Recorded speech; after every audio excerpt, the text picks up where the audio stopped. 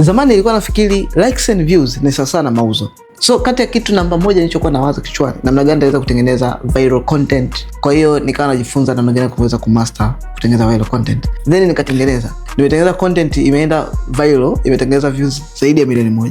Lakini ile content haijaniletea hata shilingi 10.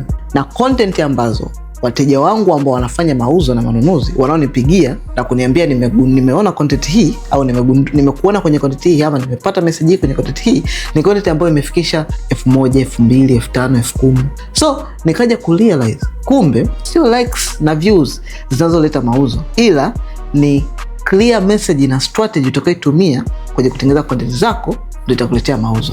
So nini cha kufanya? Ukiwa mfanyabiashara unauza kitu, wewe sio influencer. Kama sio influencer, hautegemei kwenda viral ili uzipate mauzo, bali unategemea kufikisha the clear message kwa audience yako ama wa targeted audience, targeted market husika.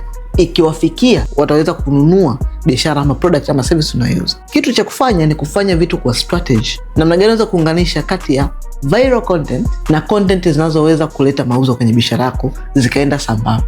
So hii viral content itatumika kwa malengo maalum ya kuteka attention, ya kuwavuta watu kwa kufahamu. Lakini ukishavuta watu, usitegemee kwamba utengeneze viral content za mwendo huo ukiamini utatengeneza pesa, kwa sababu kutengeneza pesa, wewe sio influencer, wewe ni mfanyabiashara. Influencers wanategemea viral content kwa ajili ya kupata brands za wafanyabiashara kama wewe, uwape pesa wao, kwa sababu wana viral content, wao ndio wapate pesa kwa namna hiyo. Lakini wewe sio influencer, wewe ni mfanyabiashara. Influencer anaweza kalipwa $100 kwa content ambayo imefikisha views milioni 1, lakini wewe mfanyabiashara unaingiza zaidi ya milioni 10 kwa content moja iliyofikisha clear message.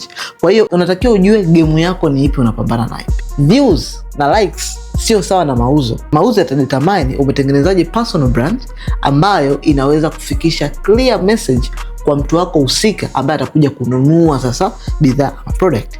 Ukitaka kujifunza vizuri namna gani ya kuweza kutengeneza personal brand kama mfanyabiashara, sio influencer, kama mfanyabiashara, comment neno course. Nimetengeneza course maalum ambayo nimefundisha namna gani mtaanza kutumia social media na kutengeneza personal brand kama mfanyabiashara na kutengeneza mauzo kwenye biashara yake.